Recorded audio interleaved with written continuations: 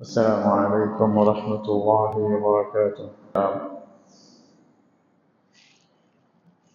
যে আয়াতটি আপনাদের সামনে তেলাওয়াত করলাম, এটার সম্পর্ক মুসলমানের বেশ কিছু জিনিসের সাথে।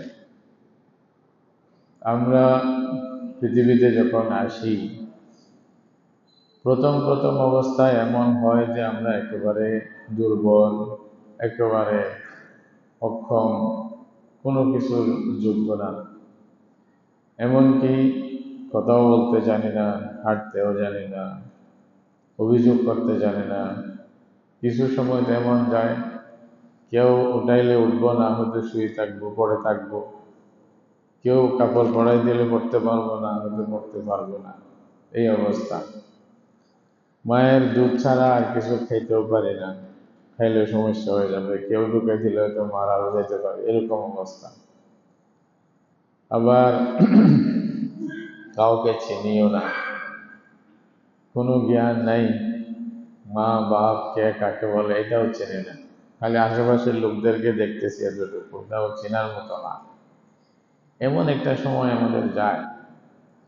আস্তে ধীরে আল্লাহ তাআলা আমাদেরকে যখন যেটা দরকার সেই শক্তি আল্লাহ আমাদেরকে দেন।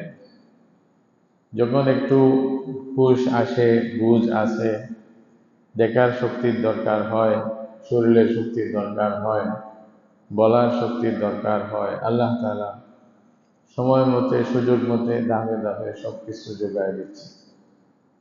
কাউকে বলতে হচ্ছে না, এটার জন্য আমাদেরকে অ্যাপ্লিকেশন করতে হচ্ছে না যে না আবেদনপত্র জমা দাও তারপরে পাবে, এরকম কিছু না। আল্লাহ তাআলা ফিতরিভাবে, প্রকৃতিগতভাবে যখন যেটা আমাদের দরকার এটা দিয়ে যাচ্ছে। যখন একটু বড়, যখন একেবারে অক্ষম থাকি, আমাদের উপরে কোনো দায়িত্ব থাকে না। যেহেতু নিজে কিছু করতে পারবো না, দায়িত্ব দিলে এটা লা ইউকাল্লিফুল্লাহু নাফসান ইল্লা উসআহা। আল্লাহ তাআলা মানুষের সাধ্যের বাইরে কোনো কষ্ট দেন না, দায়িত্ব দেন না। তো যখন একটু আমরা বুঝের হয়ে যাই, যৌবনকাল চলে আসে, হুশ চলে আসে, জ্ঞান বুদ্ধি আসে, ভালো কারো খারাপ বুঝতে পারি, তখন আল্লাহ তাআলা ধীরে ধীরে আমাদের উপরে দায়িত্ব দেন। যখন মা বাপকে বোঝার সুযোগ হয়, ভাই বন্ধুকে বোঝার সুযোগ হয়, আশেপাশের লোকদেরকে বোঝার সুযোগ হয়, আল্লাহকে চেনার সুযোগ হয়, তখন দায়িত্ব আসে। রাসূল করিম সাল্লাল্লাহু আলাইহি ওয়াসাল্লাম বলছেন, মুরু আওলাদাকুম বিসসালাতি ইযা বালাগু সাবআন। তোমাদের সন্তানদেরকে নামাজের আদেশ দাও যখন তারা 7 বছর হয়ে যাবে। 7 বছর হইলে আমরা কিছু শিখতে পারি, বলতে পারি, সূরা ফাতিহা পড়তে পারবো, ছোট ছোট সূরা মুখস্থ করতে পারবো। এর আগেই নামাজের সব প্রশিক্ষণ আমাদের হয়ে যায়, মা বাপরা শিখায়। যখন কথা শুরু করি তখন মা বাপ আল্লাহর নাম শেখায়, লা ইলাহা ইল্লাল্লাহ মুহাম্মাদুর রাসূলুল্লাহ শেখায়। এরপরে কোরআন পড়া শেখায়, আরবি না হইলেও, অন্য ভাষা হইলেও কোরআন পড়তে জানি, দোয়াগুলো পড়তে জানি, মক্তবে পড়া হয়। এখন না হয়তো মক্তবের সেই নিয়ম খুব কম হয়ে গেছে, আগের জমানায় তো বেশি ছিল। মক্তব থেকেই অনেক কিছু শিখতো, এবং মক্তব থেকে যেটা শিখতো ওটা এমন বুনিয়াদ হতো যে এটা কেউ খণ্ডাইতে পারতো না শেষ পর্যন্ত। ওটার উপরে মজবুত থাকতো, মুসলিম হিসাবে জীবনযাপন করত। কিন্তু যাদের ভাগ্যে মক্তব নাই তারাও হয়তো দুর্ভাগ্যের বিষয়, তারা হয়তো অনেক কিছু থেকে মাহরুম। যাই হোক, যখন 7 বছরে আমরা উপনীত হই, রাসূলুল্লাহ সাল্লাল্লাহু আলাইহি ওয়াসাল্লাম বলছেন তাদেরকে নামাজ পড়তে বলো, আদেশ দাও নামাজে যেন আসে, নামাজের মধ্যে আসবে। বাচ্চা এখনো বাচ্চা, তারপরেও নামাজে আসবে, দাঁড়াবে, পুরুষদের পিছনে দাঁড়াবে নিয়মিত। রাসূলুল্লাহ সাল্লাল্লাহু আলাইহি ওয়াসাল্লাম বলছেন, যারা বড়রা আছে, আলেম ওলামারা আছে, জ্ঞানী লোকেরা ইমামের পিছনে দাঁড়াবে, এরপরে অন্য লোকেরা দাঁড়াবে, এরপরে দাঁড়াবে বাচ্চারা, পুরুষদের পিছনে দাঁড়াবে। মহিলারা আসলে তারও পিছনে দাঁড়াবে। যদি রাসূলুল্লাহ সাল্লাল্লাহু আলাইহি ওয়াসাল্লামের জমানায় যেরকম নামাজের নিয়ম ছিল, এখন যদি মহিলাদের কোনো এরকম আলাদা ব্যবস্থা থাকে, ওরা ওখানে দাঁড়াবে, যেখানে মসজিদের ব্যবস্থা আছে যদি জামাতে শরীফ হয়, আর না হইলে তাদের জন্য ঘর উত্তম বেশি, এটাও হাদিসের মধ্যে আছে, অসুবিধা নেই। আসলে তখন এভাবেই নিয়ম। তাহলে আমরা যতটুকু পারবো ততটুকু দায়িত্ব। তখন আস্তে ধীরে আদব কায়দা শিক্ষা দেওয়া হয়, এবং বাপের সাথে কিরকম ব্যবহার করবে, মার সাথে কিরকম ব্যবহার করবে, বড় ভাইয়ের সাথে কিরকম ব্যবহার করবে, এগুলো শিক্ষা দেওয়া হয়। আস্তে ধীরে দায়িত্ব কিছু না কিছু আসতেছে। মিথ্যা বলা মানা এগুলো শিক্ষা দেওয়া হয়, ওয়াদা করে খেলাফ করা মানা এগুলো শিক্ষা দেওয়া হয়। মা বাবা এগুলো তাকিদ করে, নামাজ পড়ছো, কারোর সাথে গালি দাও নাই তো, ইত্যাদি ভাবে এগুলো আস্তে ধীরে শিখায়, হুকুমগুলো আসে। আরো যখন বড় হয়, হাদিসের মধ্যে আছে রাসূল করিম সাল্লাল্লাহু আলাইহি ওয়াসাল্লাম বলছেন, ওয়াদরিবুহুম আলাইহা ইযা বালাগু 10। বাচ্চারা 10 বছর হওয়ার পরে যদি নামাজ না পড়ে, নামাজ ছেড়ে দেয়, তাহলে তাদেরকে প্রহার করো এবং শাস্তি দাও। শাস্তি মানি সে যেন ভয় পায়, না নামাজ না পড়িয়া থাকা যাবে না, খানা বন্ধ, বেত রাখবেন, দেখবেন এই বেত দেখতেছ, ঘরের মধ্যে লটকায় রাখতে বলছে, বেত একটা মারার জন্য না, বেত একটা লটকায় রাখতে বলছে যেন সবাই ভয় পায়। তারবিয়ত না হলে, মুরব্বীকে ভয় না করলে ওই ঘরের কোনো পাত্তা থাকে না, কেউ কাউকে মান্য করে না, তখন শৃঙ্খলা থাকে না, সব কিছু তদল বদল হয়ে যায়। এই জন্য ইসলাম সুন্দর একটা নিয়ম শিক্ষা দিয়েছেন, কিভাবে আপনি নিজের ঘরকে সুন্দরভাবে পরিচালিত করবেন, এইভাবে নিজের সমাজকে কিভাবে পরিচালিত করবেন, ইউনিয়নকে, নিজের দেশকে, নিজের জেলা উপজেলা এগুলাকে কিভাবে নিয়ন্ত্রণে রাখবেন, একে অপরকে সম্মান করবে, কেউ কারো প্রতি অন্যায় করবে না, জুলুম করবে না, বড় ছোটকে স্নেহ করবে, ছোট বড়কে মান্য করবে, সম্মান করবে, এভাবে সুন্দর পরিবেশ থাকবে। এমনকি আমরা জানি ছোট বাচ্চাদেরকে শিক্ষা দেওয়া হয়, বড়দের সামনে আসিয়া মানে পায়ের পা উঠাইয়া বসবে না, বড়রা কেউ আসলে তাড়াতাড়ি সরে যাইবা, দেখলে আগে সালাম দিবা, এগুলো সব শিক্ষা দেওয়া হয়। মুসলিম তালিম যেগুলা মুসলিম বাচ্চাদেরকে স্বাভাবিকভাবে প্রাথমিকভাবে শিক্ষা দেয়, এগুলা শিক্ষা দেওয়া হয়। আল্লাহ রসুল বলতেছে, এটা আদেশ দাও, 10 বছরের মধ্যে না পড়লে মাইর দাও, এটাকে শাস্তি করো, এবং ওফাররিকু বাইনাহুম ফিল মাদাজিআ। রাসূল করিম সাল্লাল্লাহু আলাইহি ওয়াসাল্লাম বলছেন, যখন 10 বছর হবে বাচ্চাদের, তখন তার ভাই বোনের মধ্যে পার্থক্য করে দাও। অর্থাৎ এখন বিছানা একসাথে আর থাকতে পারবে না, বোনের বিছানা আলাদা, ভাইয়ের বিছানা আলাদা। কারণ শরীরের মধ্যে বিভিন্ন রকমের পরিবর্তন আসবে, আল্লাহ তাআলা দিবে, এই যৌবন কাল আসবে ওর কাছে, কিছু চাহিদা আল্লাহ দিবে, এর আগে ছিল না।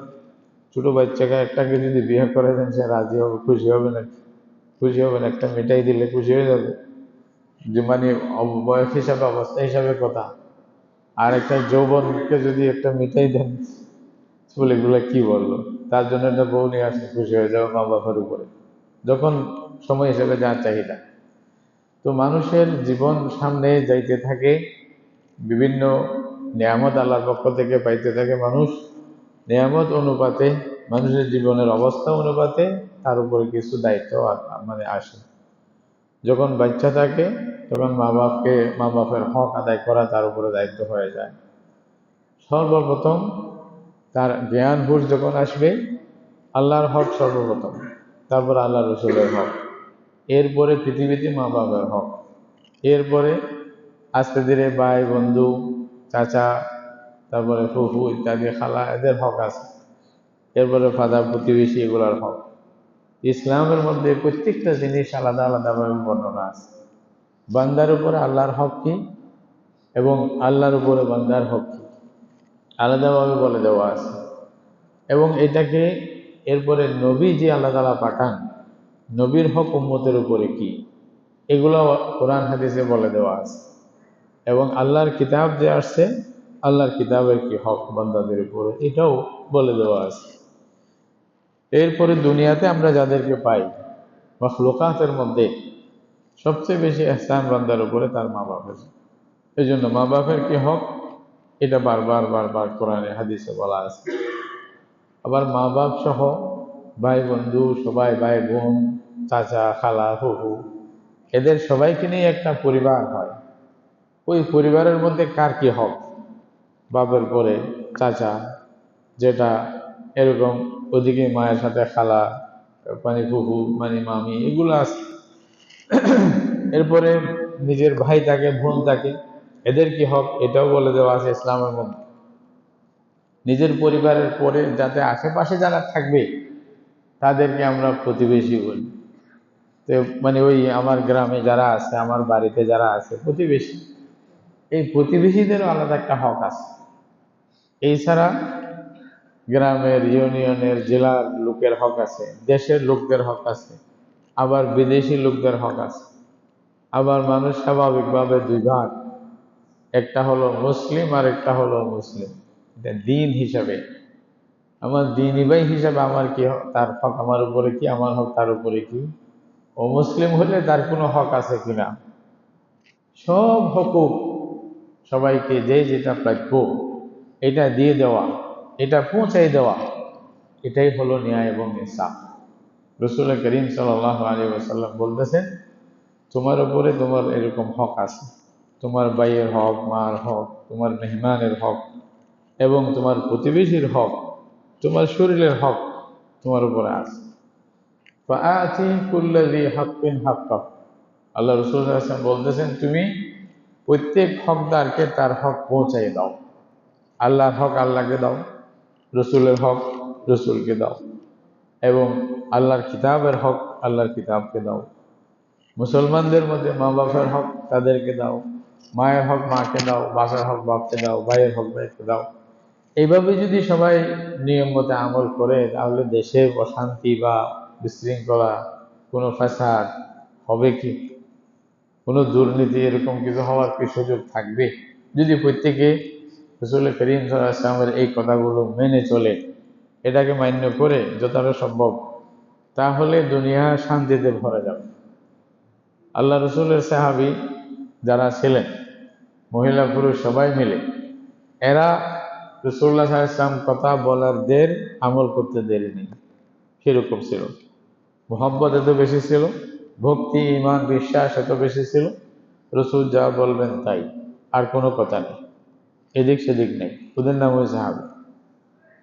যার কারণে আল্লাহ রসুল সাল্লাল্লাহু আলাইহি ওয়াসাল্লাম যখন আদেশ দিয়েছিলেন যে শরাব হারাম হয়ে গেছে, এখন থেকে আর শরাব পান করবে না, আল্লাহ ইন্নাল খামরা ক্বাদ হুররিমাত, রওয়ায়াতের মধ্যে আছে, মুসলিম শরীফে হাদিস আছে, মদিনা শরীফে কিছু সাহাবীরা, ওনারা বসে, যখন শরাব হারাম ছিল না তখনকার যুগে, শরাবের মটকা নিছে, গ্লাস নিছে, ওখানে কেউ এক ডুব পান করছে আর কেউ পান করবে, এই যে মুখের কাছে নিচে গ্লাস, তখন আওয়াজ আসছে, রাসূলুল্লাহ সাল্লাল্লাহু আলাইহি ওয়াসাল্লামের পক্ষ থেকে বলা হচ্ছে, আলা ইন্নাল খামরা ক্বাদ হুররিমাত, শরাব নিষিদ্ধ ঘোষণা করা হয়েছে শরীয়তের পক্ষ থেকে, রাসূলুল্লাহ ঘোষণা করেছেন, এখন থেকে আর আপনার কেউ শরাব পান করবেন না।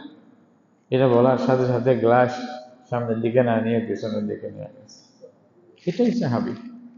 এবং বলতেছে, মদিনার অলি গলি শরাবের পানিতে ঢলের মতো অবস্থা হয়ে গেছে, সবাই নিজের মটকা যে শরাব ছিল ভেঙে গেছে। না বলে এতগুলি শরাব, ওদের মধ্যে নিয়মই ছিল, এটা অভ্যাস ছিল, এক এক মানে গ্রুপের এক এক জাতির কিছু অভ্যাস থাকে।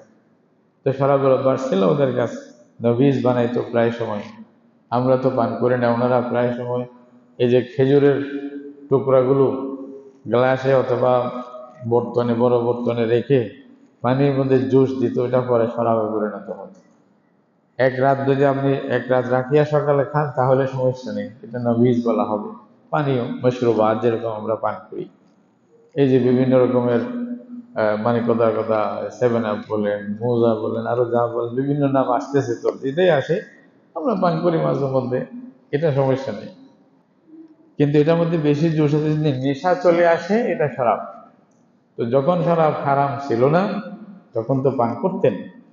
যখনই রাসূলুল্লাহ সাল্লাল্লাহু আলাইহি ওয়াসাল্লামের আওয়াজ শুনছেন যে না, আল্লাহ রসুল মানা করছে, খালি আওয়াজটা আসছে, সাথে সাথে সবাই বস বিরত থাকছে, বলছে না আমরা আর এটাতে হাত দিব না। রসুলের মোহাম্মত এতটুকু, রসুলের ভক্তি এত বেশি, রসুলের উপর আস্থা এত বেশি, ওদের নাম ওই সাহাবী। ওদেরকে আর দ্বিতীয়বার বলতে হয় না, জিজ্ঞাসা করতে হয় নাই কেন, এই জন্য পুরা জীবনে রাসূলুল্লাহ সাল্লাল্লাহু আলাইহি ওয়াসাল্লামের এই যে রিসালাতের জীবনে, সাহাবায়ে কেরামের জীবনে একটা দেখো দুই একটা ঘটনা হয়েছে, তাও হয়তো আল্লাহ তাআলা এরকম হইলে কি হুকুম হবে এটা বলে দেওয়ার জন্য ঘটাইছে, আমার যা মনে হয় আল্লাহু আলাম।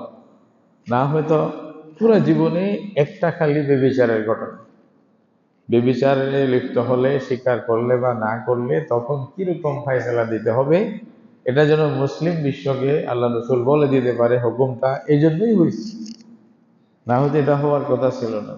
একটা দুটো দুই একটা চুরির ঘটনা হয়েছে পুরা জীবনে, 8-10 বছর একটা চুরি। এখন তো মিনিটে কয়টা হয় হিসাব নেই, সেকেন্ডে কতটা হচ্ছে হিসাব করলে সারা বিশ্বে পশ্চিমা বিশ্ব যারা নিজেদেরকে বেশি আধুনিক, বেশি সভ্য, বেশি কিছু মনে করে, ওইখানে চুরি বেশি, ডাকাতি বেশি, ব্যভিচার বেশি, শয়তানি বেশি, সব হিসাব করেন না। আমি কেন বলবো, পত্রিকা মানে বিভিন্ন মিডিয়ার যেগুলো আছে এগুলো পড়ে দেখলে তো বাস্তবতা বুঝে আসে। তাহলে এইটা যদি রাসূলুল্লাহর কথা মান্য করেন তখন শান্তি আসবে, দেশ শান্তিতে ভরে যাবে। সাহাবায়ে কেরাম শান্তি পাইছেন, এমন শান্তি পাইছেন যে যেটা কোনো নজির নাই পৃথিবীতে। ওদের আগেও সেরকম কেউ শান্তি পায় নাই, ওদের পরেও আর কেউ এরকম শান্তি পাবে না। রাসূলুল্লাহ সাল্লাল্লাহু আলাইহি ওয়াসাল্লাম বলছেন, একটা মেয়ে ইয়েমান থেকে ফিলিস্তিন পর্যন্ত যাবে, একা যাবে, সে বাঘ ছাড়া, বনের বাঘ ছাড়া আর কোনো অন্যায়ের ভয় সে করবে না। তার উপর কোনো জুলুম হবে, অত্যাচার হবে, ডাকাইতি হবে, চুরি হবে, সেরকম ভয় করবে না, এমন নিরাপত্তা হয়ে যাবে। হয়ে গেছে, হয়েছিল। মুসলমানেরা ভোগ করছে এগুলা কখন? যখন ইসলামের উপরে আমল করছে, রাসূলুল্লাহর কথা মতে চলছে। আর যখন আমরা সেগুলা করব না তাহলে পদে পদে লাঞ্ছিত হব। বাপ যদি বাপের হক আদায় না করে, ছেলের উপরে যে হক ছিল আদায় না করে, তাহলে সমস্যা হবে। ছেলে যদি বাপের হক আদায় না করে, সমস্যা হলো। শিক্ষক যদি ছাত্রদের হক আদায় না করে, সমস্যা, ফ্রিকশন শুরু হয়ে যাবে। ছাত্ররা যদি শিক্ষকের হক আদায় না করে, হয়ে যাবে। মালিক যদি শ্রমিকের হক আদায় না করে, সমস্যা হবে। শ্রমিক যদি মালিকের হক আদায় না করে, এইভাবেই লাগা আছে প্রত্যেকটা জিনিস। প্রত্যেকেই নিজে আরেকজনের হক আদায় করব, পুরোপুরি করার চেষ্টা করব। কারো থেকে আমরা চুরি করব না, ডাকাতি করব না, ধোঁকা দিব না। তা যার যেটা ওয়াদা সেভাবে করতে থাকবো, তখন না। স্বামী যদি স্ত্রীর হক আদায় না করে, স্ত্রী যদি স্বামীর হক আদায় না করে, সবকিছু বলা আছে কার কি হক, কে কতটুকু করবে। এরপরেও আল্লাহ তাআলা আম্বাবা বলছে, যতটুকু পারো ক্ষমা করে দাও, ভালো ব্যবহার করো। এগুলাই বারবার বলা হয়েছে, কিসের জন্য? শান্তি যেন বিরাজ করে, শান্তিতে আল্লাহর বান্দারা যেন ইবাদত করতে পারে। শান্তি এরকম কিছু না যে আমাকে ধুম করে কেউ দিয়া দিবে, আমি না চাই তো আমার মাথার উপরে বোঝা একটা বহন করাই দিবে, সেরকম নয়। শান্তি আনা না আনা এটা আমাদের হাতে। আল্লামা ইকবাল বলছেন, তকদির তো তোমার হাতে, তুমি এদিক সেদিক করবা আর তকদিরের দোষ দিবা, এটা তো আর হবে না।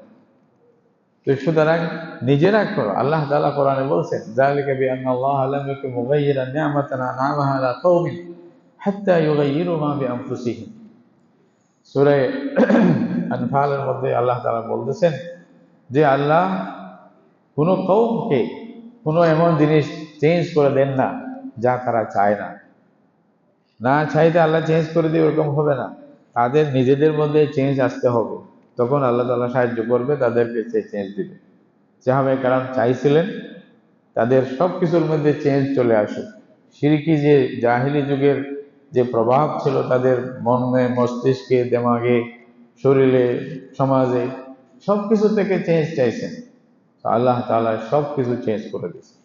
এমন গজবের পরিবেশটা রহমতের পরিবেশ হয়ে গেছে, যেটা গজবের ছিল রহমতের পরিবেশ হয়ে গেছে। ঝগড়া করতো কিসের জন্য? এই যে মানে মানে কোথাও হয়তো কিছু মিষ্টি রাখছে, ওইখানে পিঁপড়া আসছে, পিঁপড়া খাওয়ার জন্য হয়তো বিড়াল আসছে, বিড়ালকে মারার জন্য কুকুর আসছে। হয়তো এক পরিবারের এক গ্রুপের বিড়াল আর এক গ্রুপের কুকুর মারছে, তো বিড়ালওয়ালা গ্রুপ কুকুরওয়ালাদের মানুষ মারি ফেলছে, ওরা আরেকজনকে মারছে। এইভাবে 40 বছর যুদ্ধ চলছে, 1-2 বছর না। আমরা আরবি সাহিত্য যদি পড়েন তাহলে ওখানে কতগুলি মানে এরকম বড় বড় যুদ্ধের নাম আসে। হারবে বিআস বলা হয়, হারবে অকাজ বলা হয়, এরকম হারবুল ফিজার যুদ্ধ, গোত্রে গোত্রে যুদ্ধ, কিছুর জন্য ওই সাধারণ একটা জিনিসের জন্য, যেটা কোনো বিষয় না। মদিনা শরীফে যখন রাসূল করিম সাল্লাল্লাহু আলাইহি ওয়াসাল্লাম গিয়েছিলেন, তখন আউস খজরজের মধ্যে 300 বছর পর্যন্ত যুদ্ধ ছিল, 1-2 বছর না, যুদ্ধ চলে আসে। ছোটখাটো মায়ের মাঝে মধ্যে যে যাকে পারে মারতেছে। রাসূলুল্লাহ সাল্লাল্লাহু আলাইহি ওয়াসাল্লামের হাতে 300 বছরের সেই যুদ্ধ একেবারে সম্পূর্ণ বিনাশ হয়ে, সম্পূর্ণ বিলুপ্ত হয়ে একে অপরের ভাই ভাই হয়ে গেল। রাসূলুল্লাহ সাল্লাল্লাহু আলাইহি ওয়াসাল্লামের মাধ্যমে আল্লাহ তাআলা এত বড় দয়া আমাদেরকে করলেন। তাহলে এগুলা হচ্ছে, যদি আমরা হক আদায় করি, রাসূলের কথা মানি, তাহলে শান্তি পাবো, এখানে সন্দেহ নেই। আর যদি না মানি, পাবো না।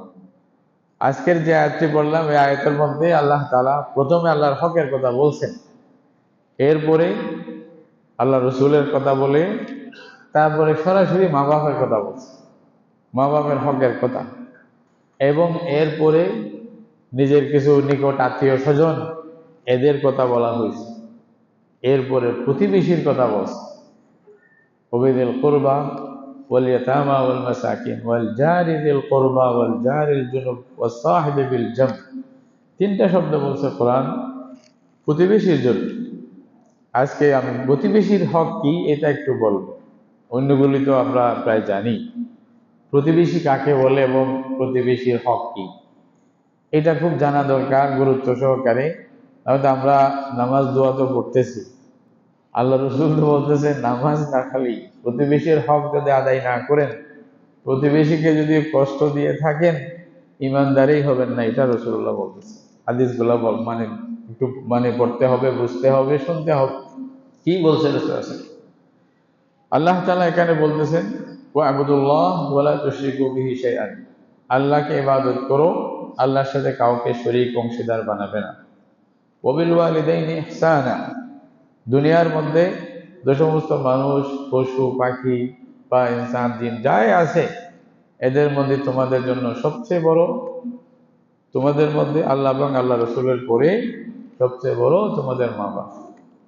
মা বাপের হক আদায় করো। ওয়া বিল ওয়ালিদাইনি ইহসানা, এখানে শুধু ফরজ আদায় করা বলে নেই, ইহসান করো, তাদের প্রতি দয়া করো। যেটা মানুষ বলে যে তুমি ভালো করছো, এক হাদিসের মধ্যে বর্ণনা আসছে যে ইয়া রাসূলুল্লাহ, ইহসান কেমনে বুঝবো, খারাপ আচরণ কেমনে বুঝবো? তোমার আচরণে যদি আশেপাশের লোকেরা সবাই বলে খুব ভালো করছো, ভালো করছো, ভালো করছো, তাহলে ভালো। আর যদি মানুষ বলে তুমি খারাপ করছো, এটা খারাপ। আর এমনি গুনার জিনিস, যেটা আপনি মনে মনে লুকাইতে থাকবেন, আরেকজনের কাছে প্রকাশ করতে চাইবেন না, মনের মধ্যে খটকা আসবে, এটাই গুনাহ। ওয়াল ইসমু মা হাকা ফি সাদরিক ওয়া কারিহতা আন ইয়াত্তালি আলাইহি নাস, এরকম ভাবে আছে। আর আল বিররু হুসনুল খুলুক, নেকুই ভালো কোনটা বলছে, সুন্দর মানে চরিত্র, ভালো চরিত্র, উত্তম চরিত্র, ভালো কাজ। ভালো কাজ কোনটা? সবাই বলবে হ্যাঁ খুব ভালো করছে, খুব ভালো করছে। এটা একটা ফিতরি জিনিস আছে, প্রকৃতিগতভাবে মানুষ আমরা বুঝতে পারি ভালো কি ভালো না। কেউ একেবারে কোথাও বড় আলেম না হইলেও তাকে যদি জিজ্ঞাসা করেন মিথ্যা ভালো কিনা, সে বলবো যে খারাপ। মিথ্যা খারাপ বলার জন্য তো বড় আলেম হয়ে হয়তো দিতে হবে না, এমনকি ইহুদি নাসারা মুশরিকরা পর্যন্ত এটা খারাপ মনে করে।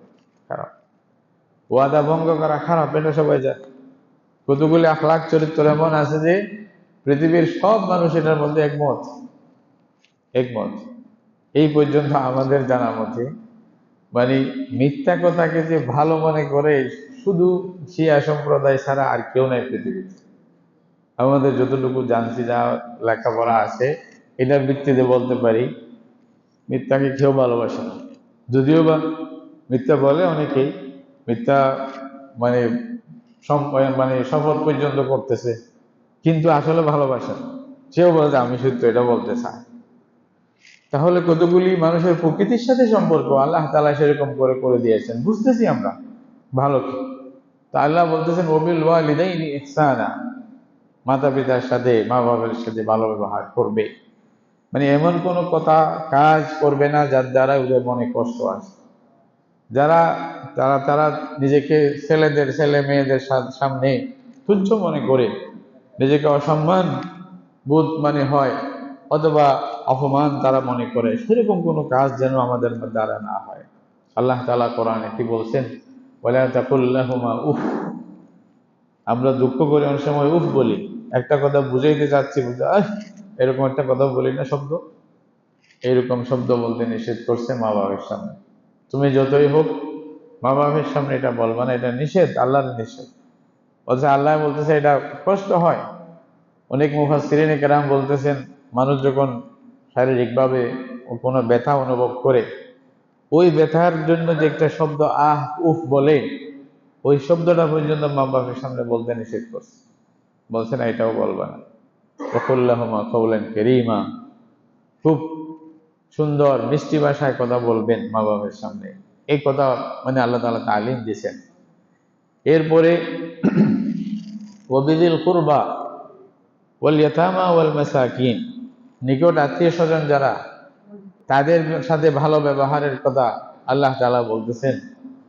এরকম ভাবে আর এতিম মিসকিন যারা আছে সমাজের মধ্যে, দুর্বল, শারীরিকভাবে দুর্বল হোক, পয়সার দিকে দুর্বল হোক, এদের সবাই সাথে ভালো ব্যবহার, এটাও আল্লাহ তাআলা আদেশ দিয়েছেন।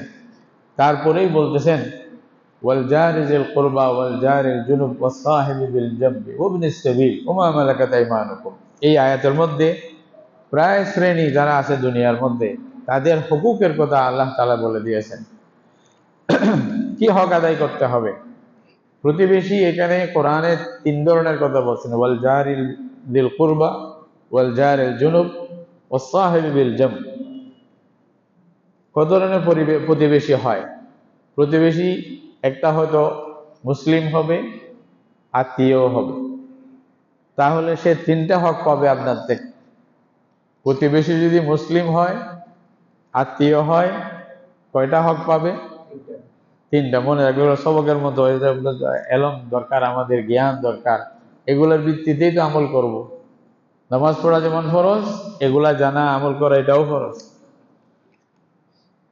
আল্লাহ তাআলা এখানে যেভাবে প্রতিবেশীর কথা বলতেছেন, প্রতিবেশী মুসলিম, আত্মীয় হবে, অথবা মুসলিম হবে আত্মীয় হবে না, অথবা আত্মীয় হবে মুসলিম হবে না, এরকম হতে পারে না? কয়েক ধরনের।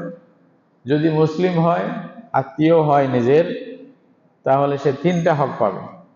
একটা হলো প্রতিবেশী হওয়ার হক, আরেকটা হলো মুসলিম হওয়ার হক, আরেকটা হলো আত্মীয় হওয়ার হক। কয়টা পাইল?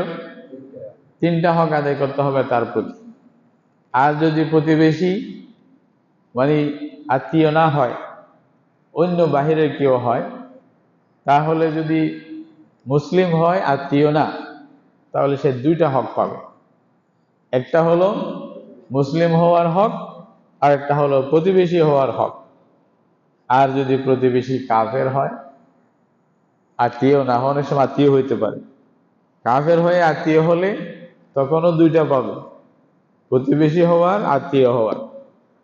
আর যদি কাফের হয়ে মানে বাহিরের হয়, আত্মীয় না হয়, একটা হক পাবে, তা হলো প্রতিবেশী হওয়ার হক।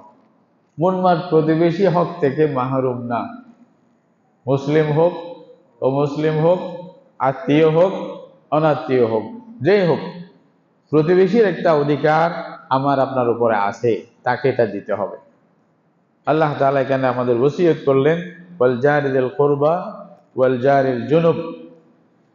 অনেক মুফাসসিরিনরা বলতেছেন জারিল কুরবা এটা হলো নিকট আত্মীয় মুসলিম প্রতিবেশীর কথা, ওয়াল জারিল জুনুব যেটা বলছে এটা হলো এমনি আত্মীয় ছাড়া অন্য প্রতিবেশী যারা থাকে, সে মুসলিম ও মুসলিম যেই হোক, তার কথা।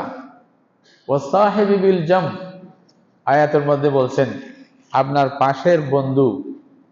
পাশের বন্ধু এটা মুসাফির হতে পারে, সফরের মধ্যে আপনি যার সাথে সফর করতেছেন, সফরের সাথী, অথবা আপনার পাশে যে বসে আছে উনি যেখানেই হোক, তাকে বলা হয় সাহিবি বিল জাম। বাসে করে যাচ্ছেন, পাশের সিটে বসছে, উনি এমন কিছু কায়দা করতেছেন যে ওনার মুসিবত হয়ে যাচ্ছে। হয়তো উনি সিগারেট পান করেন না, আপনি পাশে বসছেন, আপনি যেহেতু অভ্যাসী সিগারেট পান করার, আপনার কষ্টটা বুঝে আসবে না যে এটা আরেকজনের কাছে কি মারাত্মক কষ্ট হয়।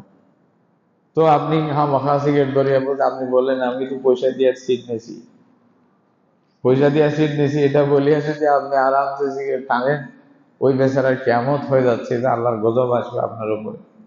এটা আল্লাহ তো দিছে হক। আল্লাহ বলছে যে তোমার সাথীর কষ্ট হয় সেরকম কিছু করবা না, খবরদার। এটা এটা তোমার প্রতিবেশী, যতক্ষণ বাসে থাকবেন ততক্ষণ আপনার প্রতিবেশী, এই প্রতিবেশীর হক আদায় করতে হবে আপনাকে, তাকে কষ্ট দেওয়া যাবে না কোনো মাধ্যমে। তাহলে এভাবেই একে অপরকে যদি আমরা খেয়াল করি, আমার ঘরের পাশে যে ঘর, এটাকে প্রতিবেশী বলা হয়। রাসূল করিম সাল্লাল্লাহু আলাইহি ওয়াসাল্লাম বলতেছেন, মা যালা জিবরিলু ইউসিনি বিল জার হাত্তা যানানতু আন্নাহু সাইয়ুরিথু। বলছে হযরত জিবরাইল আলাইহিস সালাম আমাকে সব সময় প্রতিবেশীর কথা বলতেই ছিলেন, বারবার ওসিয়ত করতেন, প্রতিবেশীর হকের কথা বলেন, প্রতিবেশীর হকের কথা বলেন। বলতে যে আমি তো মনে করছিলাম হয়তো প্রতিবেশীকে আমার ওয়ারিস বানাই দেবে, এত বেশি বলছেন যে হয়তো আমার থেকে সে পয়সা টয়সা বা সম্পদের মালিকও হয়ে যাবে, আমার বংশগত ওয়ারিসরা যেরকম হয় সেও পাবে, এরকম অবস্থা মনে হয়েছিল।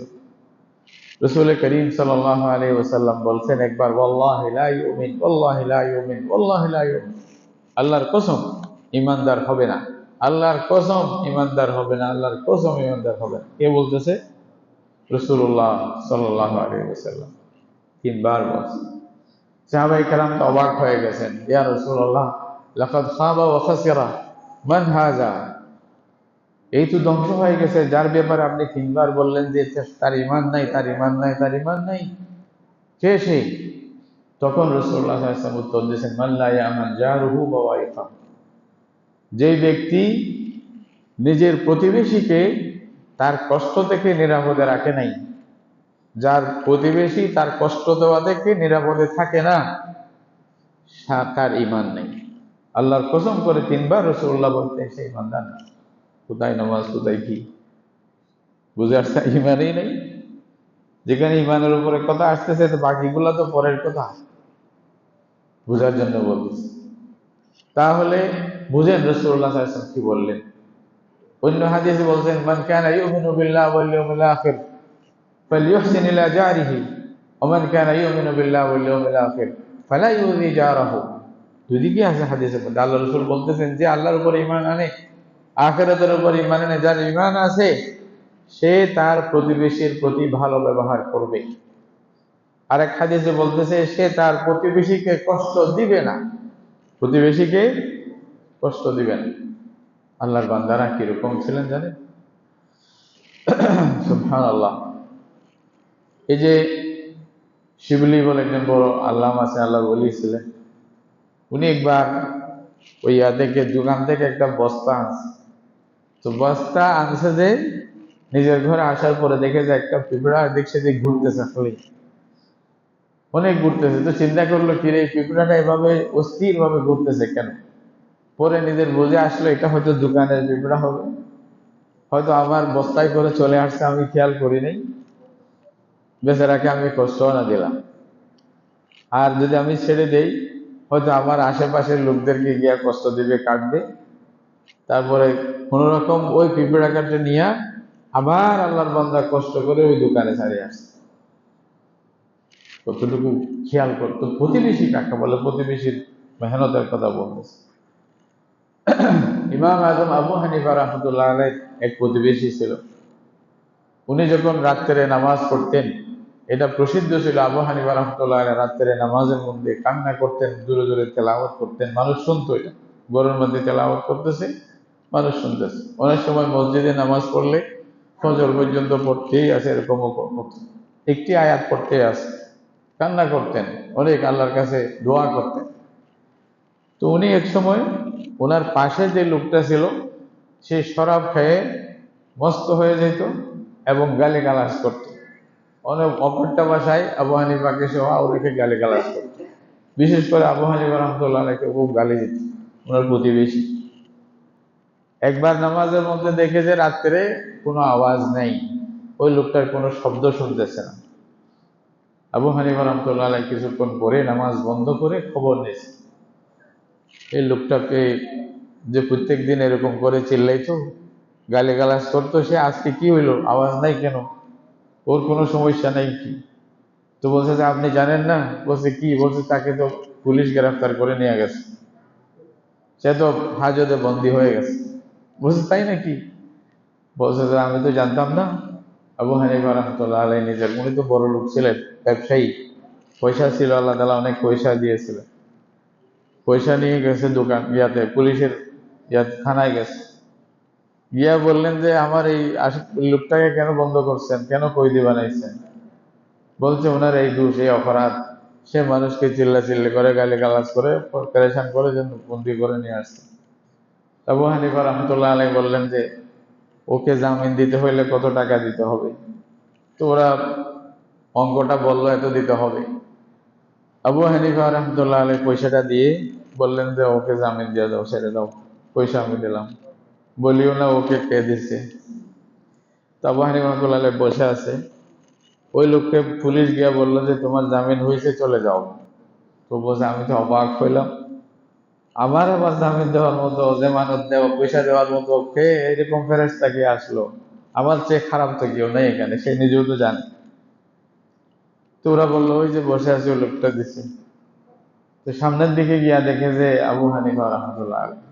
তো সে বলল, দুনিয়ার মধ্যে আমি কাউকে বেশি কষ্ট দিয়ে থাকলে সেই ব্যক্তিটা উনি, সবচেয়ে বেশি যাকে কষ্ট দিয়েছি ওনাকেই দিয়েছি, উনি আমার জামানতের জন্য আসছেন।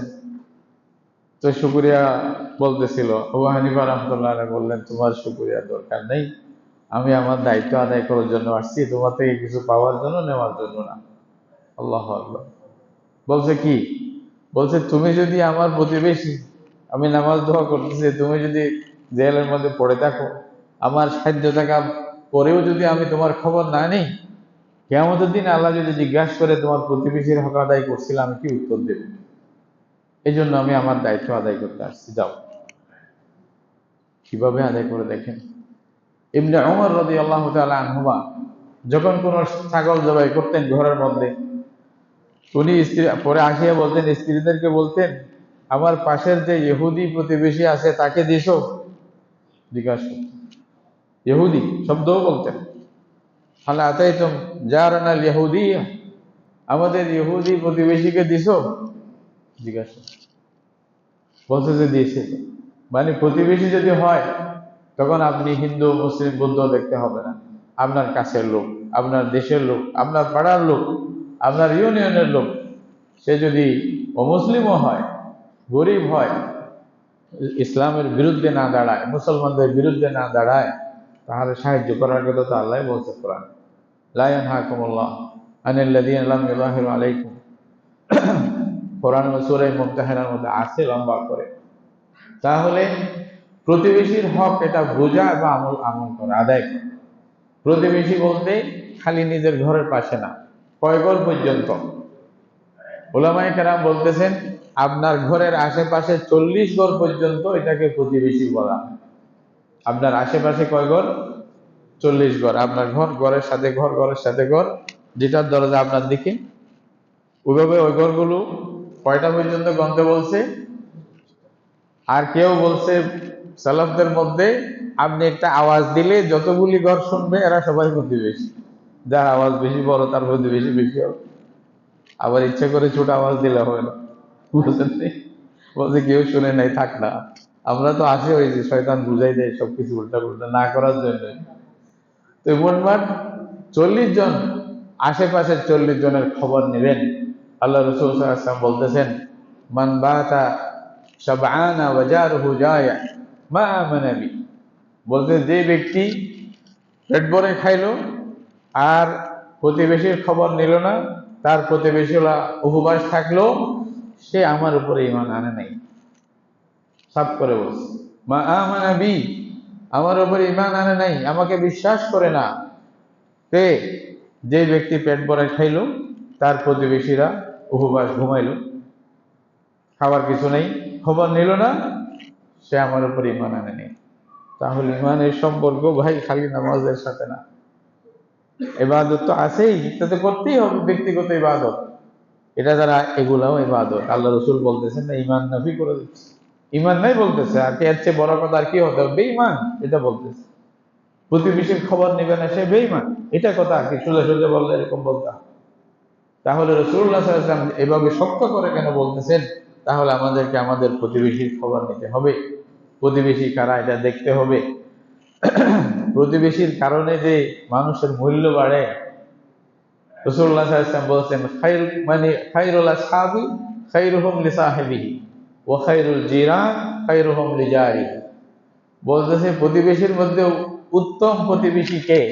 বলতেছে নিজের প্রতিবেশীর জন্য উত্তম।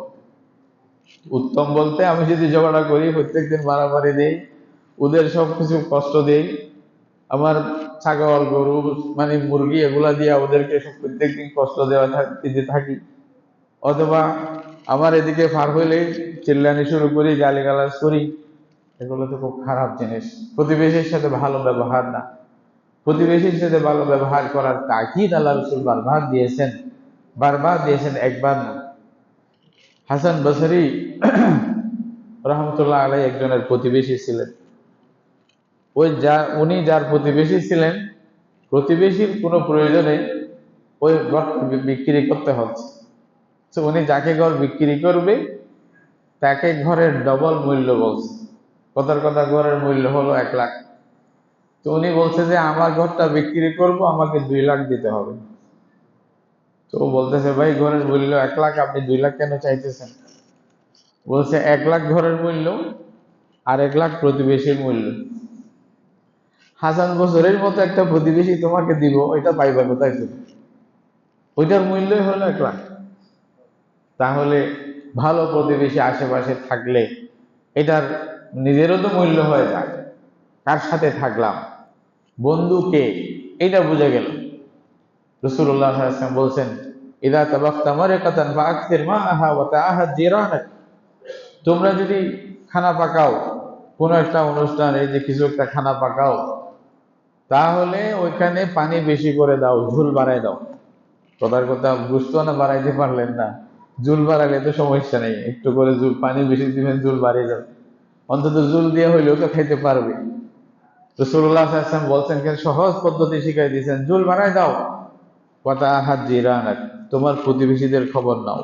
সুবহানাল্লাহ। আগে দেখতাম আমাদের দাদিরা, দাদিরা আগে বা মা বোনেরা, এখনো আলহামদুলিল্লাহ আছে অনেক জায়গায়, এখনো আছে, মুসলমান থাকুক, এটা কিন্তু কম হয়ে গেছে, কৃপণতা চলে আসছে। তখন দেখতাম কচু শাক, আপনারা দেখছেন মনে হয়, কচু শাক পাকাইতো বাটি বাটি করে